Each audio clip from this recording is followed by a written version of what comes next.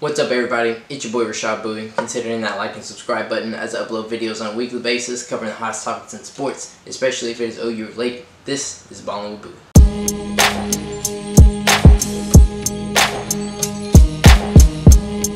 Today I'm going to finish breaking down the NFL draft rounds 2 through 7, just kind of talk about some key picks that I thought were really big for some teams, so let's jump right in and kind of fly through them.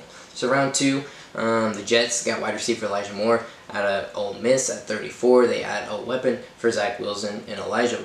Moore is a very good pickup. I think he's a very underrated receiver coming into the draft. I mean, round 2 is still a very good spot to go if you're being drafted in the NFL. But Elijah Moore, I think you're going to put some respect on his name. 37, the Eagles get a very good pickup, I believe, in center Landon Dickerson at the University of Alabama. You provide some protection for Jalen Hurts. Is he going to play center? Probably not, because you got Jason Kelsey already in the middle, shoring that up. So you probably move him to one of the guard spots, but that is a very good pick. First 2 picks by the Philadelphia Eagles I thought were very solid. 39, the Bears get offensive tackle Tevin Jenkins out of OSU. He adds protection for Justin Fields. Again, the Bears, I think their first 2 picks were very good. 44, Cowboys get cornerback Kelvin Joseph out of Kentucky. I mean, they're trying to revamp their defense. Their first 2 picks were on the defensive side of the ball. The first one you get Micah Parsons out of Penn State, and the second one you get a cornerback. So, I mean, that was the direction the Cowboys wanted to go because they had no question marks on the offensive side of the ball, really. They need to shore up their defense, and that's what they did with the first 2 picks. 47, the Chargers get cornerback Asante Samuel Jr. out of Florida State. They went offense in the first round, good defense in the second round. He's a very good corner. There were a lot of good corners in this draft. I don't think that was talked about enough. There were a lot of good corners, very solid corners in this draft, and the Chargers were able to pick up one of them.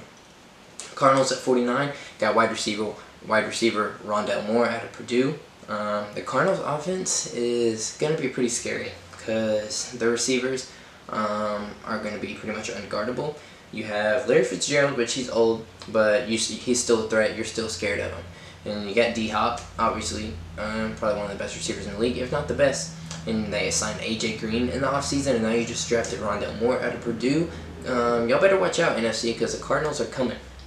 63, the Chiefs get Creed Humphrey at the University of Oklahoma. This was the first OU player drafted in the NFL draft this year at 63. Mahomes got what he wanted. They made big signings in the offseason on the offensive line. They made a trade to pick up Orlando Brown Jr., and now you have Creed Humphrey. The offensive line is absolutely stacked. Patrick Mahomes is probably going to be untouchable. The one problem they had, which got exposed in the Super Bowl, is it got solved. So I don't know what the AFC's plan is to stop the Kansas City Chiefs this upcoming season. The Bucs end up getting Kyle Trask with a 64th pick in the second round. Potential Tom Brady replacement, I don't know. Kyle Trask didn't impress anybody with that bold performance when he threw 3 interceptions in the first quarter against the University of Oklahoma, but we'll see. Round 3, Vikings get Kellen Mond at Texas A&M. Is Kirk Cousins' timeline running out? That's a valid question because he hasn't been producing since he got that big contract. Houston Texans at 67. Now this was a great pick. Houston Texans didn't have a pick in the first round, didn't have a pick in the second round. In the third round, you get your first pick, and you take quarterback Davis Mills out of the University of Stanford. Wow, that's the best. That was the best name on your board. You looked at this board and you saw Davis Mills, and you were like, "That's the one we need to get." Good job, Houston. Y'all are going to be absolutely dog water this year. Packers at 85 get a great receiver in Amari Rodgers out of the University of Clemson. The Packers adding weapons. Their weapons are going to be insane, just like the Cardinals on the offensive end of the ball. The receivers are kind of unlimited, but who's going to throw it to them? Is it going to be Aaron Rodgers? Or are they going to have to trade and have some trash quarterback throwing for them? We'll see. 49ers at 88 ended up getting Trey Sermon out of the University of Ohio State, Oklahoma. Solid pickup. I mean, Trey Sermon is a prototypical NFL back. He's big, he's strong, and can catch out of the backfield. I think he's going to do damage. Patriots at 96 end up getting defensive end Ronnie Perkins at the University of Oklahoma. It was a compensatory pick. I think he's an underrated player. He doesn't get the respect, I don't think, in the draft. He fell all the way to round 3. I think this was a great pickup by the Patriots. I thought he was better than 96 pick in the draft, but whatever. Patriots, I think, are going to utilize him quite a bit. Jumped around 4. Patriots at 120 get Ramondre Stevenson. I don't even need to talk about him.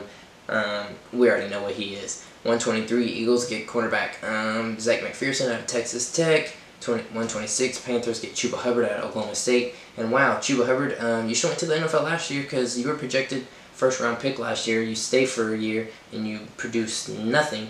Then you fall all the way to the 4th round. You get picked below Ramondre Stevenson and Trey Sermon, 2 Oklahoma backs. That's embarrassing. Anyways, Ravens end up getting Tylan Wallace out of Oklahoma State in the 4th round. The Ravens needed some receivers, and that's what you got. Now you have the receiver out of Purdue.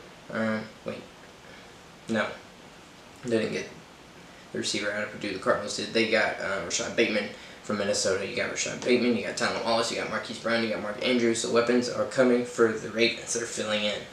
The Saints at 133 got Ian Book out of Notre Dame. Questionable pick. Don't really know what they're doing. They already have a quarterback battle, and you draft another one to add a 3rd quarterback. Not really sure where they're going with that. 137, Seahawks, cornerback Trey Brown. He went much higher than I thought he would. I mean, I love Trey Brown to death because he went to the University of Oklahoma and he was a solid football player there. But 137, I haven't seen a corner drafted that high in a very long time. Jumped around 5, Jaguars get tight end Luke Farrell out of Ohio State. Ravens get cornerback Shaun Wade out of Ohio State. And Browns get safety Richard LeCounte out of Georgia. Those are all 3 very good picks. I think they're underrated players, all 3 of them. I think they're going to all show out in the NFL, honestly, even though they're 5th round picks. Round 6, Giants get cornerback Rodarius Williams out of Oklahoma State. And then the Colts surprisingly take quarterback Sam Ehlinger. You get to go learn from Carson Wentz, who is, I don't know what he is, because he fell apart in Philadelphia and now he's in Indianapolis, so take what you want with that. Jumped around 7. Really only 1 pick that I care about there. 245 Steelers get cornerback Trey Norwood. Kind of questionable. He's undersized. He's going to work hard, but he's undersized. So we'll just kind of see where that goes. And then after draft signings, you had the Falcons get Felipe Franks, and the Ravens get Adrian Ely out of OU. The Bengals get Puka Williams out of Kansas. Cowboys got Brennan Eagles out of Texas, and then the Jaguars picked up a forgotten player and linebacker Dylan Moses out of Alabama. And then they also got cornerback DJ Daniel. So that sums up the NFL draft. It was a good draft. It's probably the best draft that I've ever seen. So we'll see what happens this NFL season. Deuces.